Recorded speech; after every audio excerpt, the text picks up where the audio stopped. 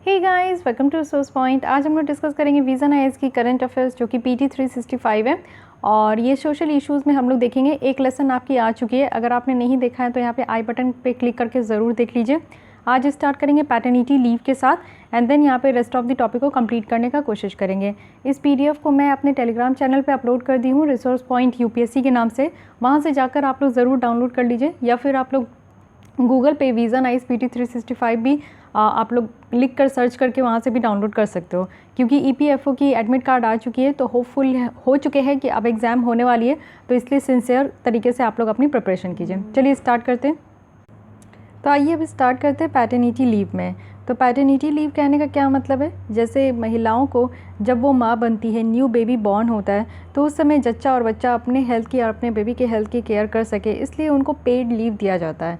It means कि वो घर पे ही रहते हैं, लेकिन उनकी जो मंथली इनकम होती है वो भी उसको मिलते रहता है। लेकिन वही अगर हम लोग पैटर्निटी लीव की बात करें तो यही सेम कंडीशन अप्लाई होता है पापा पे। जब कोई भी इंसान अगर फर्स्ट टाइम डैडी बनते और 2 सर्वाइविंग अगर चाइल्ड होते तो उनको यहाँ पे पेड लीव दिया जाता है। एक्चुअली ये हर जगह नहीं है, कोई कानूनी तौर नहीं है अभी यहाँ पे। रिसेंटली क्या हुआ है कि board of control for cricket in India जो बीसीसीआई है, उनके द्वारा पैटर्निटी लीव यहाँ पे इंडियन कैप्टन को दिया गया है। तो डेफिनेशन क्या है, एक लीव पीरियड है जिसमें कि पेड रिजर्व किया जाएगा एक्सक्लूसिवली फॉर फादर्स के लिए है, और वो जब बच्चे उनके होते तब उस समय जो है उनको यहाँ पे लीव दिया जाता है। और ये ग्रांट किया जाएगा एडिशन करके, यानी कि जो भी एनुअल एक साल में जो छुट्टी ली जाती है उसमें इसको ऐड ऑन किया जाएगा। वही मदर के लिए अगर देखें तो यहाँ पे न्यू मदर्स है जो कि अपने न्यू बॉर्न बेबी का ख्याल रख सके, इसलिए उनको छुट्टी दिया जाता है। प्रोविज़न की बात करें तो पैटर्निटी लीव का तो कोई लीगल प्रोविज़न है नहीं, अभी कोई भी कानून बना नहीं है जिसके थ्रू पैटर्निटी लीव को हमारे इंडिया में दिया जाए। बट येस, एक जगह है जो All India and central civil service rule है, जिसके तहत सेंट्रल गवर्नमेंट एम्प्लॉयज़ को यहाँ पे ये दिया जाता है कि टू सर्वाइविंग चिल्ड्रन के लिए, और वो भी 15 डेज़ का पैटर्निटी लीव यहाँ पे दिया जाता है। साथ ही साथ जो है ये एक्सटेंड किया जाएगा उस केसेस में भी जब कोई बच्चे को अगर अडॉप्ट करते हैं, या फिर ये अवेल होगा 6 मंथ जब से ये आपका डेट ऑफ डिलीवरी होगा, और या तो बच्चों को अडॉप्ट किया जाता है।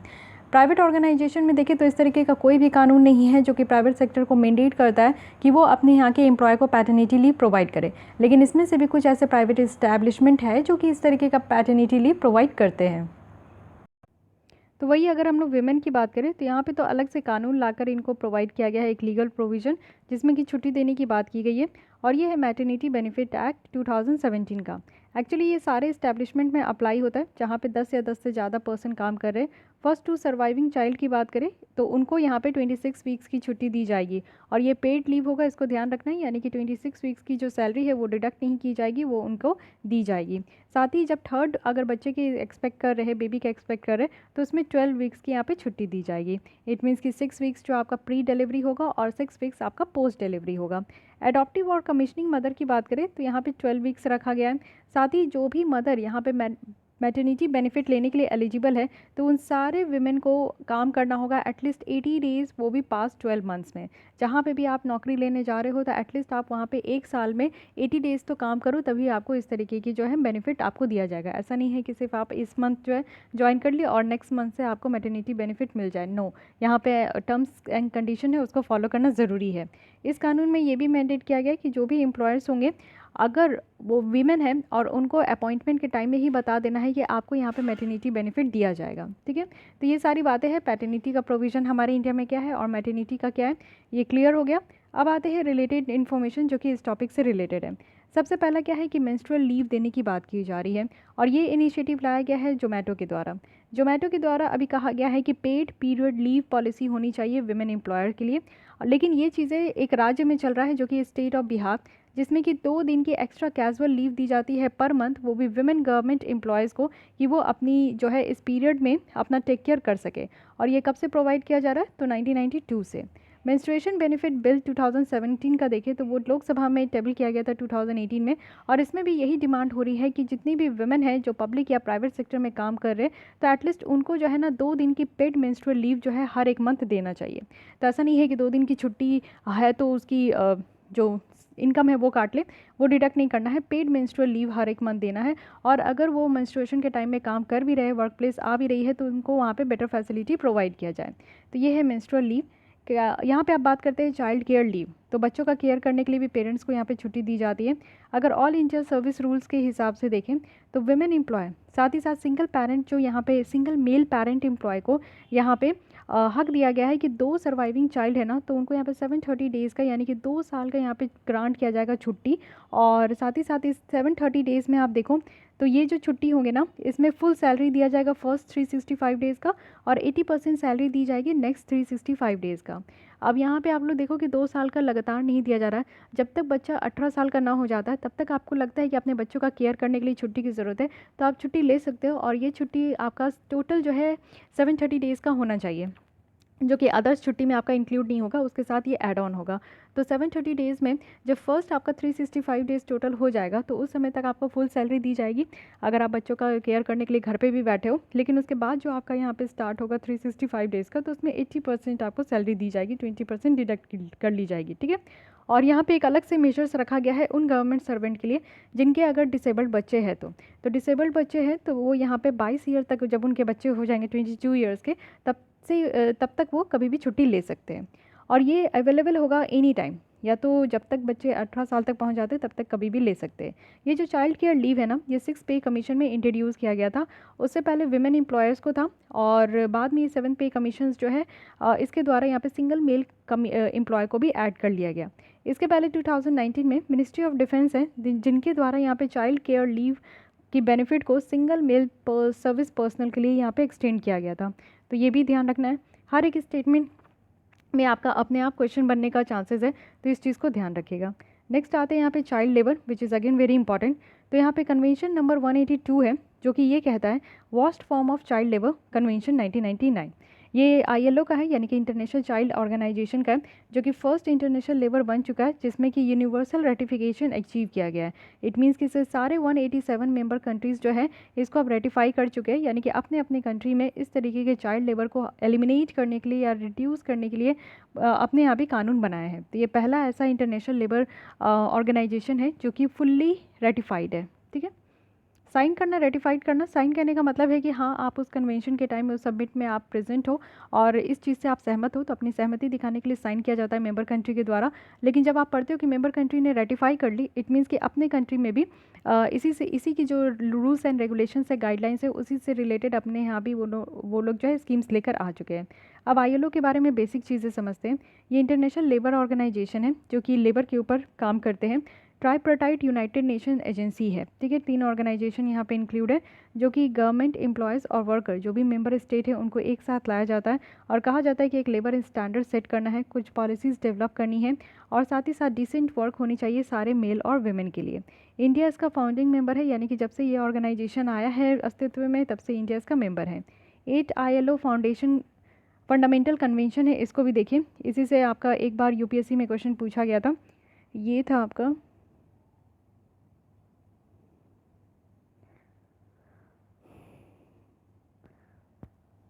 आई थिंक ये 182 ही कन्वेंशन नंबर पूछा गया था, worst form of child labour. अच्छा, मैं आपको क्वेश्चन प्रैक्टिस करा दूंगी, एक कन्वेंशन से आपसे पूछा गया था, तो this conventions are very important, ठीक है। अब इंडिया के द्वारा क्या रेटिफाइड किया गया, देखिए हमारे यहाँ जो रूल्स रेगुलेशन फॉलो किया जाता है वो फोर्स्ड लेबर कन्वेंशन के लिए, जो बंधुआ मजदूर होते हैं उनके लिए, ये आपका जो है कन्वेंशन नंबर 29 है। कन्वेंशन नंबर भी ध्यान रखना काफ़ी इंपॉर्टेंट है। कन्वेंशन नंबर 100 है जो कि इक्वल रिनोमरेशन कन्वेंशन की बात करते हैं। कन्वेंशन नंबर 105 है जो कि एबॉलिशन की बात करते हैं, फोर्स्ड लेबर जो कन्वेंशन है 1957 का। उसके बाद कन्वेंशन नंबर 111 है जो कि डिस्क्रिमिनेशन की बात किया जाता है कि जो भी यहाँ पे एम्प्लॉयमेंट और ऑक्यूपेशन जो में डिस्क्रिमिनेट किया जाता है उस चीज़ के बारे में बात की जाती है। मिनिमम वेज एज की बात की जाती है और ये है आपका आर्टिकल 138 और आर्टिकल 120, ये कन्वेंशन नंबर 138 है और कन्वेंशन नंबर 182 है जिसमें कि worst form of child labour convention कहा जा रहा है। तो इतने हैं जो कि इंडिया अपने यहाँ रूल्स रेगुलेशन फॉलो करते हैं, बट हम लोग 2 के बारे में यहाँ पे फॉलो नहीं करते। एक तो है convention number 87 and second one is convention number 98। तो कन्वेंशन नंबर जो 87 है इसमें है freedom of association and protection of right to organise convention, ठीक है। तो फ्रीडम ऑफ एसोसिएशन है, यानी कि यहाँ पे लोगों को अधिकार है कि वो अपना ग्रुप बना सकते हैं और राइट टू ऑर्गेनाइजेशन भी है, यानी कि आराम से अपना जो है कन्वेंशन को ऑर्गेनाइज भी कर सकते हैं।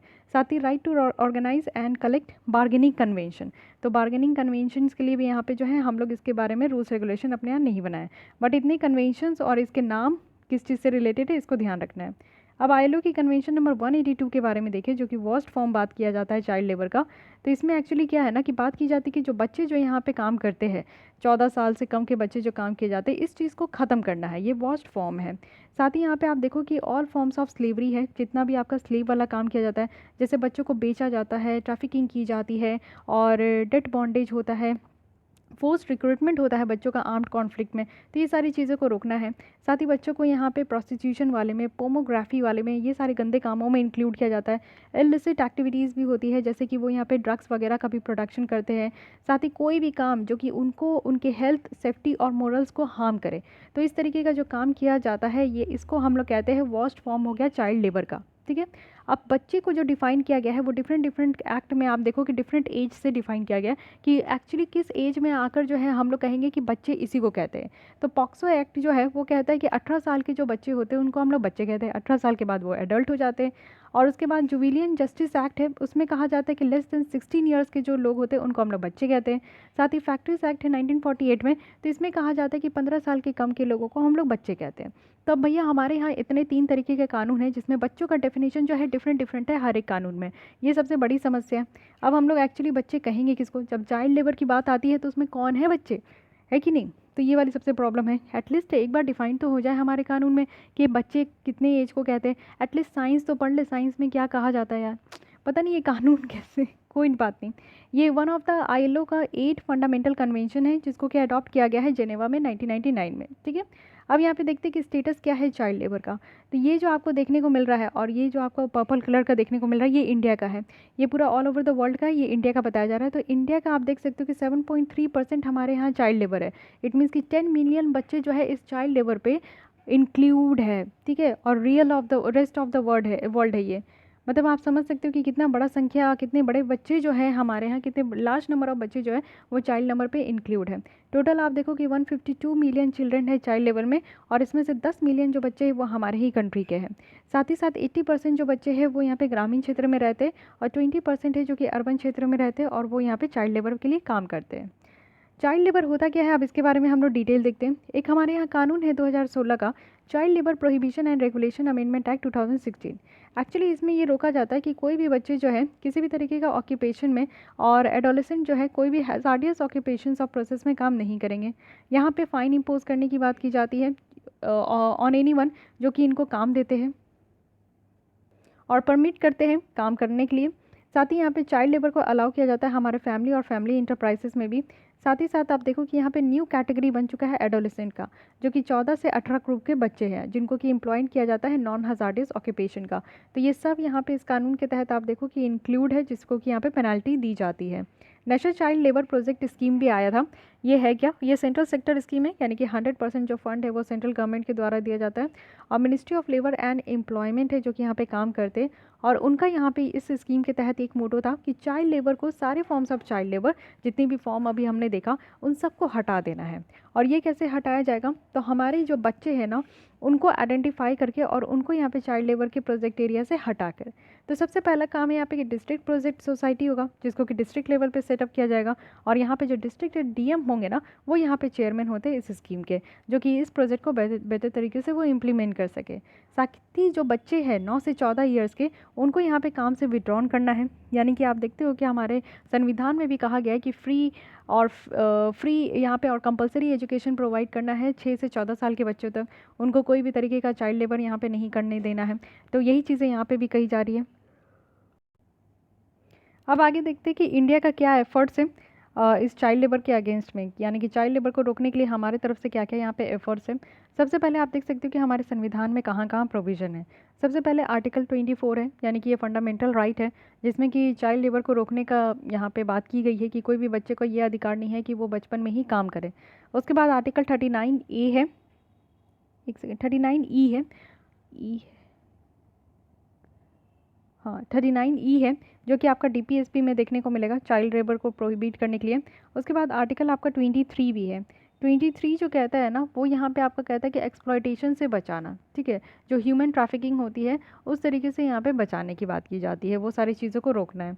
अगर कानूनी तौर पे कहें तो हमारे यहाँ 2 काम हैं, जैसे कि जस्टिस जुवेनाइल हो गया यहाँ पे केयर एंड प्रोटेक्शन ऑफ बच्चे का, जो कि यहाँ पे आपका, एक सेकेंड ये थोड़ा ब्लर है, मैं बता देती हूँ।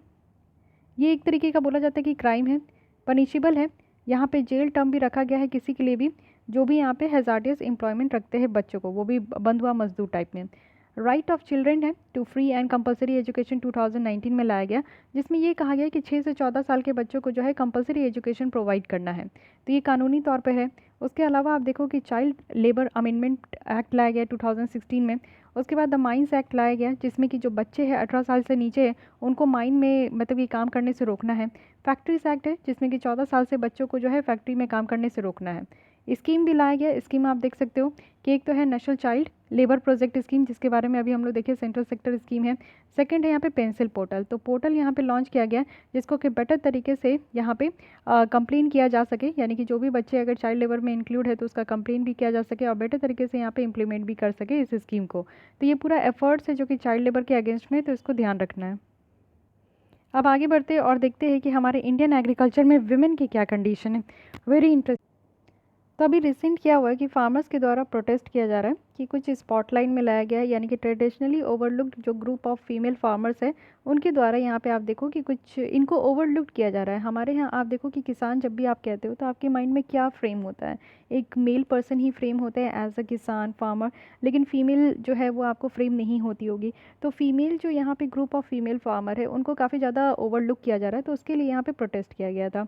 अब पहले एक आंकड़ा देख लीजिए कि हमारे एग्रीकल्चर सेक्टर में वेमेन की क्या कंडीशन है। तो वेमेन यहाँ पे 32% काम करती है एग्रीकल्चर लेबर फोर्स में, और एस्टिमेट किया जा रहा है कि 55 से 66% फार्म प्रोडक्शन जो है एस्टिमेट किया जाता है वेमेन की कंट्रीब्यूशन से।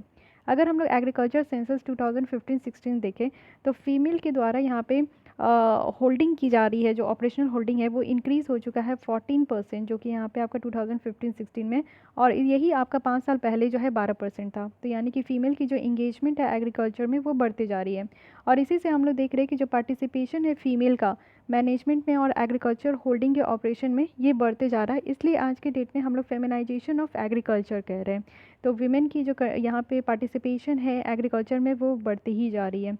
विमेन अगर लैंड राइट्स देखें हम लोग तो विमेन लैंड राइट्स इंडेक्स है, जिसमें आप लोग देख सकते हो कि बताया गया है कि नंबर ऑफ़ विमेन जिनका ज़मीन के ऊपर जो है ज़मीन प्रॉपर्टी के ऊपर उनका अधिकार है, प्रॉपर्टी है उनका, तो सबसे ज़्यादा कहाँ है, तो ये आपका जो डार्क ग्रीन कलर है, यानी कि जहाँ यहाँ पे आप देख सकते हो कर्नाटक हो गया, आंध्र प्रदेश हो गया, केरल हो गया, आंध्र प्रदेश है, ये नागालैंड है, उत्तराखंड है। यहाँ पे विमेन के पास जो है ना उनके खुद के नाम पे जो है उनका ज़मीन का प्रॉपर्टी है।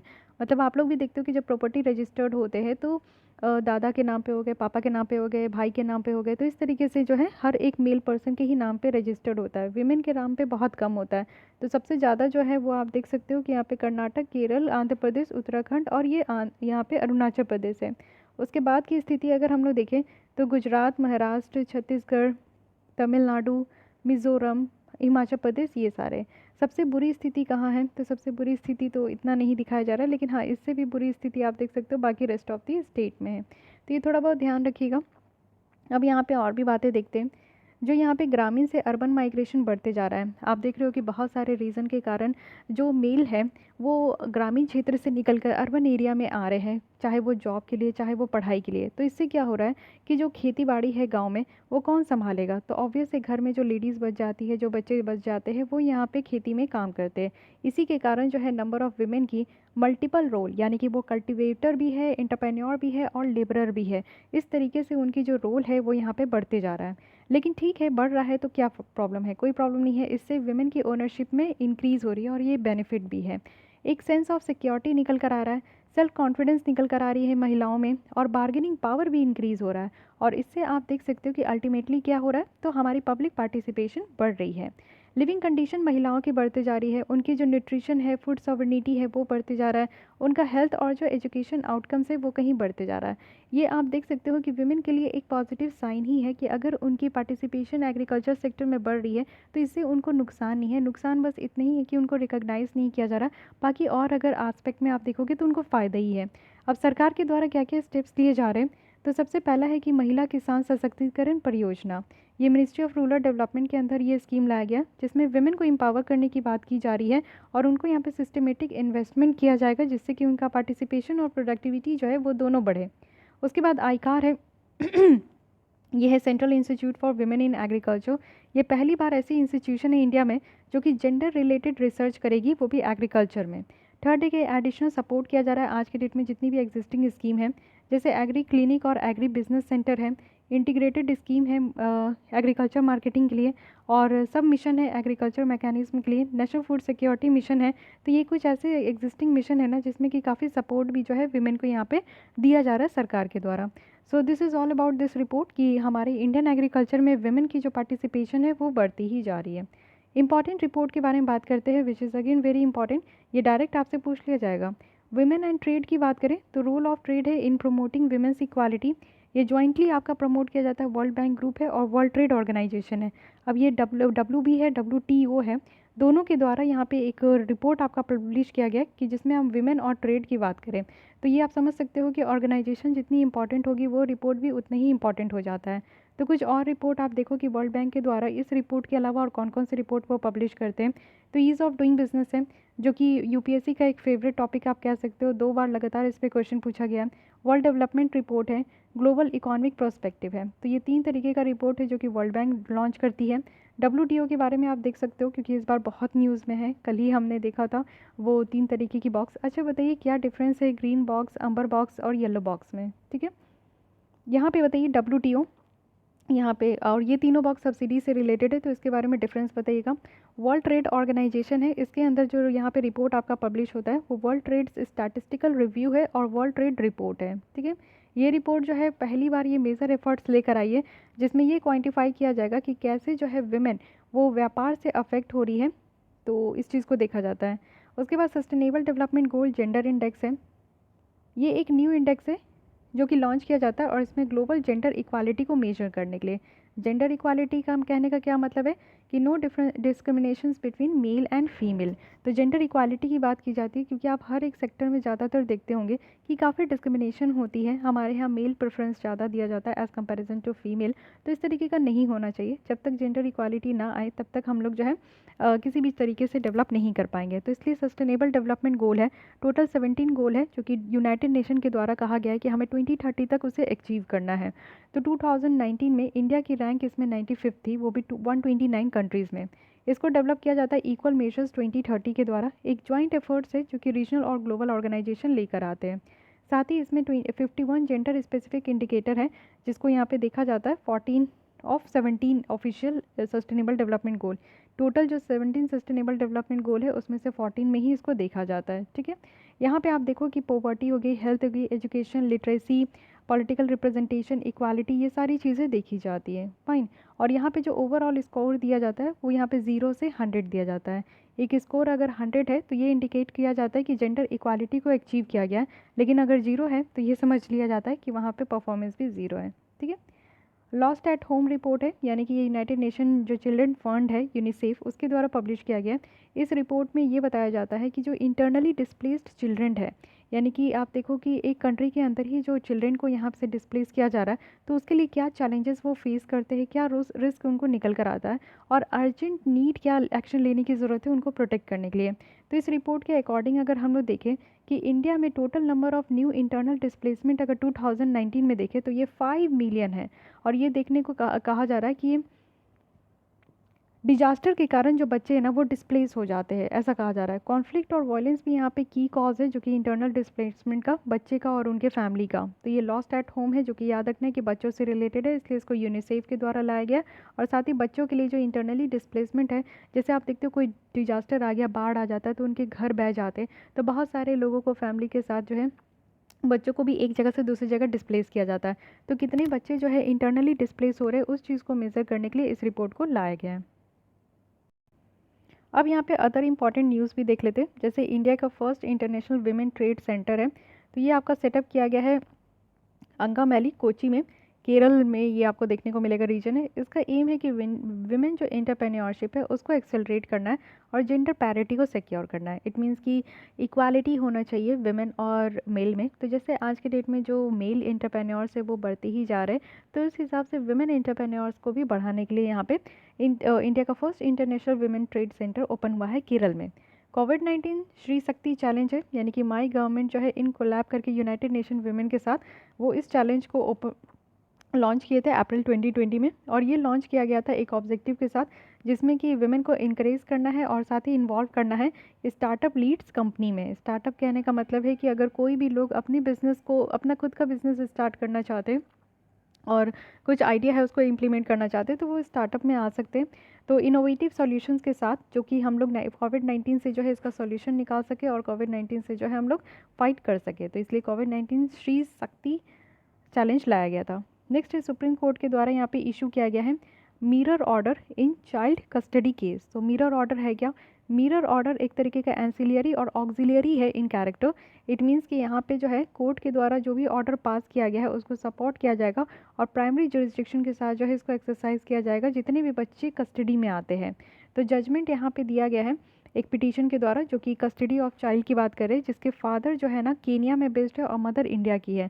तो सुप्रीम कोर्ट के द्वारा यहाँ पे ग्रांट किया गया है चाइल्ड कस्टडी को कि वो फादर को होना चाहिए, और उनको ऑर्डर किया गया है कि एक मिरर ऑर्डर इनको देना है, वो भी केनिया के कोर्ट से। तो मिरर ऑर्डर यहाँ पे केनिया के कोर्ट से भी देना है, क्योंकि इनकी मदर इंडिया की है और फादर केनिया के। तो कस्टडी जो है वो फादर को दिया गया है, लेकिन फिर भी कहा गया कि वहाँ से भी ऑर्डर लेना है, यानी कि केनिया के कोर्ट से भी ऑर्डर लेना है। ये आपका पास किया गया है जिससे कि कंट्री के कोर्ट को इंश्योर किया जाए कि चाइल्ड जो है ना वो यहाँ पे शिफ्ट किया गया है, और अरेंजमेंट को अवेयर करने के लिए भी, यानी कि केनिया के भी कोर्ट को पता होना चाहिए कि कस्टडी जो है वो फादर के हाथ में दे दिया, और फादर कहाँ के? तो केनिया के। ठीक है, ये सेफगार्ड इंटरेस्ट है माइनर बच्चों के लिए, जो छोटे बच्चे होते हैं उनको सेफगार्ड प्रोवाइड करने के लिए। ऐसा नहीं कि जो उनके फादर है वो उनको किडनैप कर ले या फिर उनका उसको ट्रैफिकिंग कर ले, तो इस तरीके का गलत काम ना हो उस माइनर बच्चों के साथ। तो इसलिए इसको मिरर ऑर्डर कहते हैं कि एक कंट्री से पास हो गया एक अपेक्स कोर्ट से, वो दूसरे कंट्री के अपेक्स कोर्ट में भी इसको पास करना ज़रूरी है। मिरर ऑर्डर जो है एक प्रोमिनेंट यहाँ पे प्लेस देखने को मिलेगा, जहाँ पे Hague convention on civil aspect on international child abduction 1980 का है,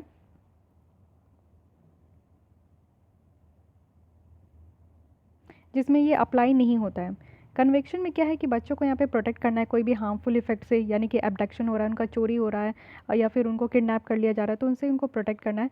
और आज के डेट में इंडिया और केनिया है जो कि इस कन्वेंशन को साइन नहीं किए। तो आप लोग समझ सकते हैं कि दोनों के द्वारा इसको साइन नहीं किया गया है, इसलिए ये काफ़ी इंपॉर्टेंट है कि जो मिरर ऑर्डर है वो दोनों के कंट्री के हाई कोर्ट से अपेक्स कोर्ट से यहाँ पे ऑर्डर देना है। ठीक है, तो अब हम लोग नेक्स्ट आते हैं यहाँ पे अदर वल्नरेबल सेक्शंस के ऊपर बात करते हैं, और सबसे पहले और सबसे इंपॉर्टेंट है ट्रांसजेंडर्स।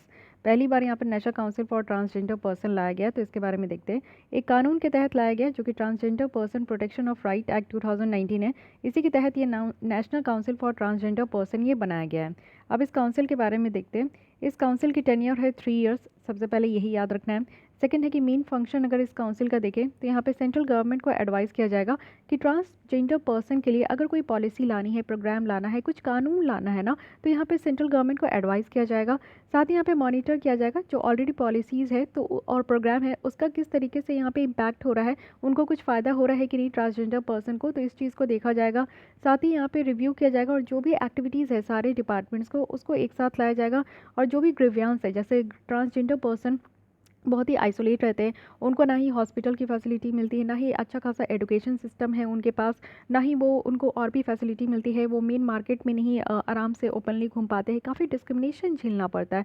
सो जो भी तरीके की उनकी प्रॉब्लम है वो ग्रीवियंस यहाँ पे वो अपनी बता सकते हैं, साथ ही परफॉर्म कर सकते हैं फंक्शंस जो कि यहाँ पे सेंटर के द्वारा बताया जा रहा है। और एनसीटीपी की बात करें तो इसको सेंटर के द्वारा ही इस्टेब्लिश किया जाएगा, और ये जो 2019 में कानून लाया गया है उसी के तहत।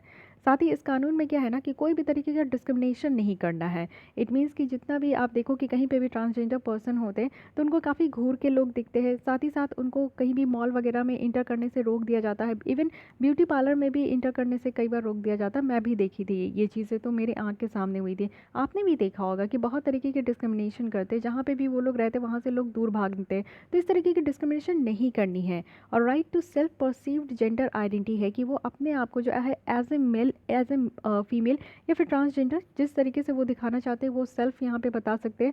वेलफेयर मेजर्स उनको गवर्नमेंट के द्वारा देना चाहिए, और जो भी अपराध और पेनल्टीज़ है ये सारी चीज़ों की इस कानून के तहत प्रोविज़न रखा गया है। अब ट्रांसजेंडर के बारे में कुछ बेसिक बातें हम लोग समझते हैं।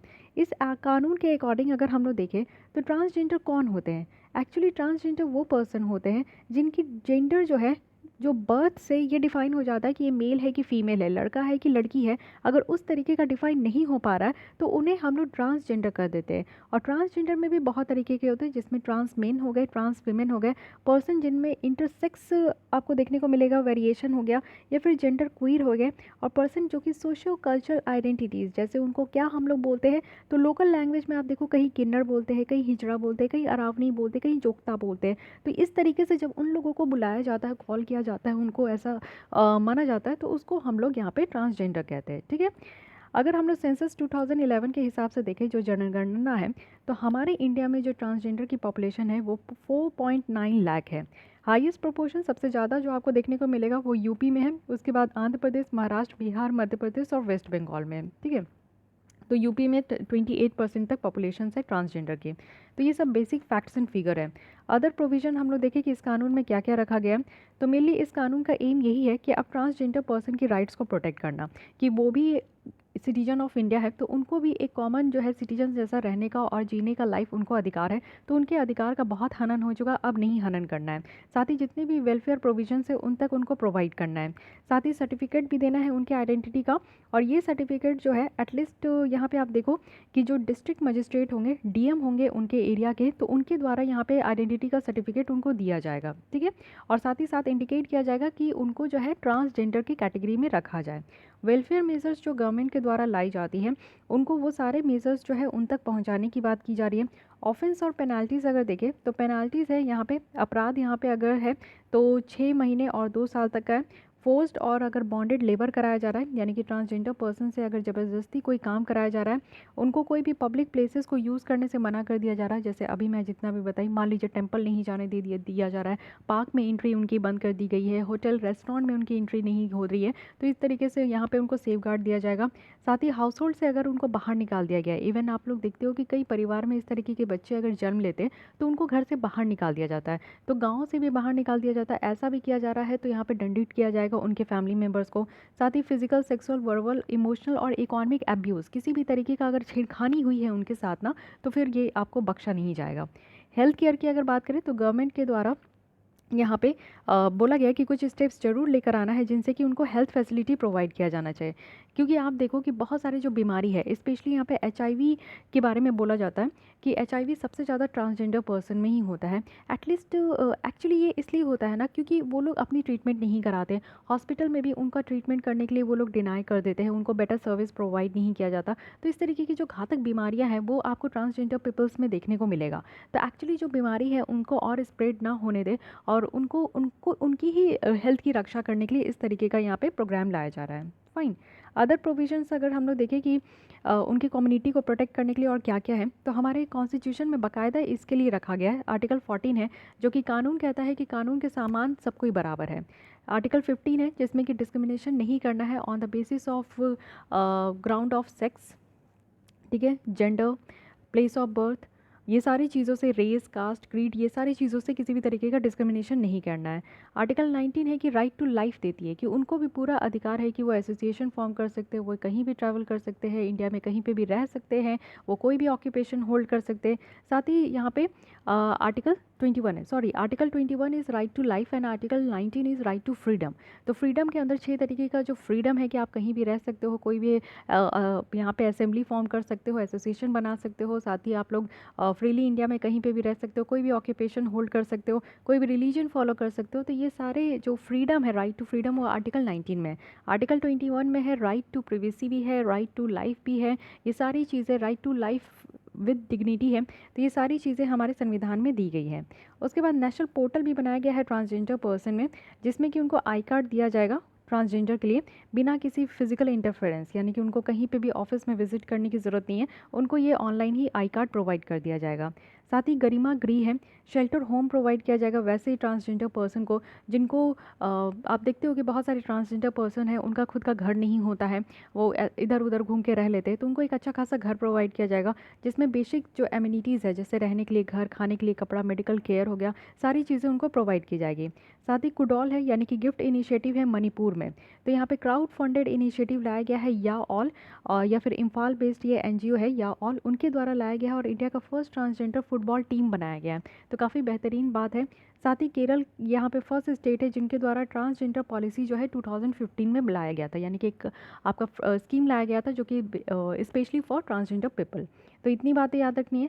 सुप्रीम कोर्ट की क्या क्या जजमेंट है, ये 2 जजमेंट काफ़ी इंपॉर्टेंट है, इसको ध्यान रखिए।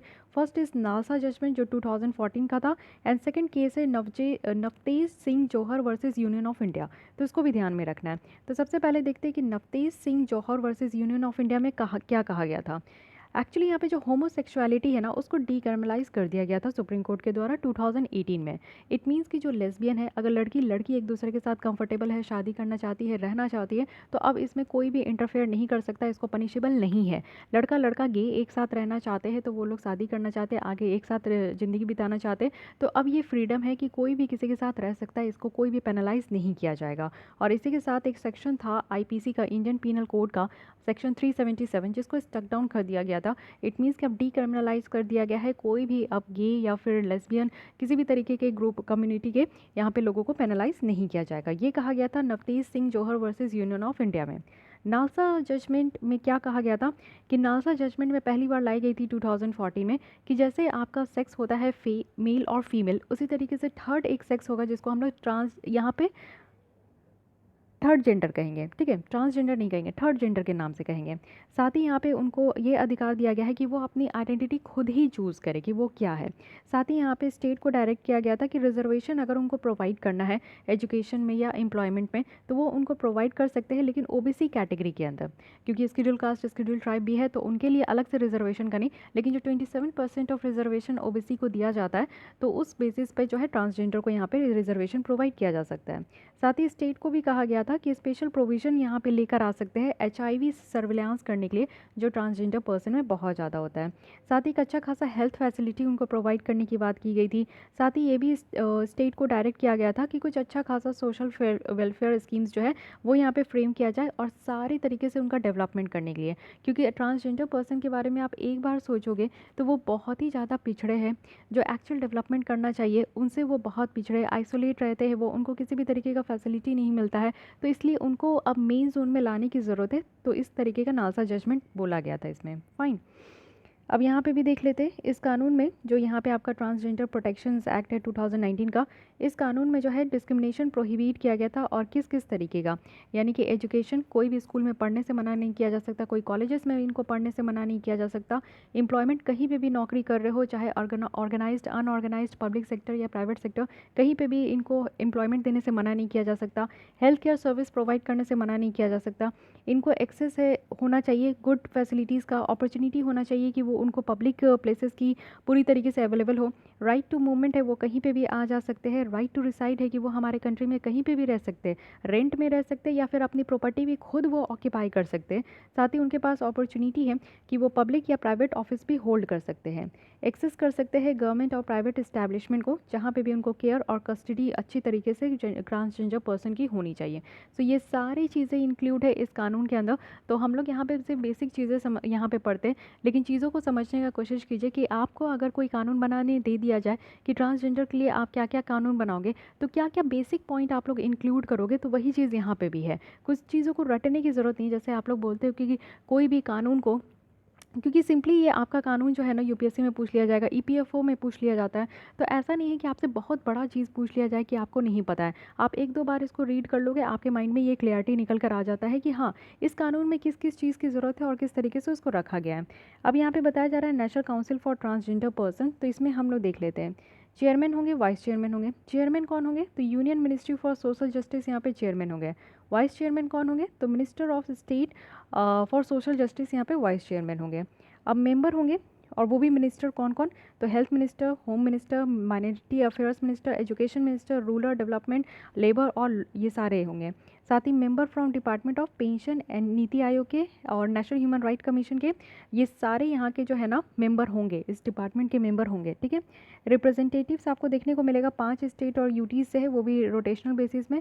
5 मेंबर जो कम्युनिटी के हैं और 5 एक्सपर्ट जो है वो यहाँ पे एनजीओ को फॉर्म करेंगे। तो ये सारी फैसिलिटी यहाँ पे आपका काउंसिल में भी रखा गया है। इस कानून के बारे में भी समझ लिए, बेसिकली हम लोग कोर्ट केस भी देख लिए और साथ ही साथ जजमेंट भी देख लिए, और क्या किसे हम लोग ट्रांसजेंडर कहते हैं, ये सारी फैक्ट्स एंड डेटाज के साथ ये टॉपिक आपका यहाँ पे कंप्लीट हो गया। तो आज रखते हैं हम लोग यहीं पे, और कल से स्टार्ट करेंगे हम लोग यहाँ पे transgender person protection of rights rules 2020। तो आज है संडे, आज आप लोग रिवाइज़ कर लो, ज़्यादा देर तक का मैं लेसन नहीं लेने वाली हूँ, तो ये शॉर्ट लेसन है। सोचती हूँ संडे को ऑफ ले लूँ, लेकिन नहीं, आप लोग की स्टडी कहीं से भी रुकनी नहीं चाहिए, हर एक दिन ही आपको पढ़ना ही होगा।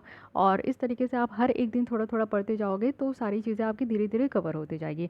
तो हाफ एन आवर की ये वीडियो मोर और लेस आपको ज़्यादा हार्म नहीं करेगा, ठीक है। तो मिलते हैं कल इसी टाइम पे हम लोग, तब तक आप लोग अच्छे तरीके से प्रिपरेशन करते रहिए और सेफ़ रहने का कोशिश कीजिए, अपनी केयर लीजिए, अपने फैमिली मेम्बर्स की, अपने फ्रेंड्स की बिल्कुल केयर लीजिए।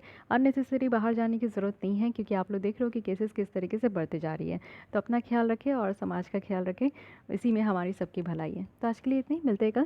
Thank you.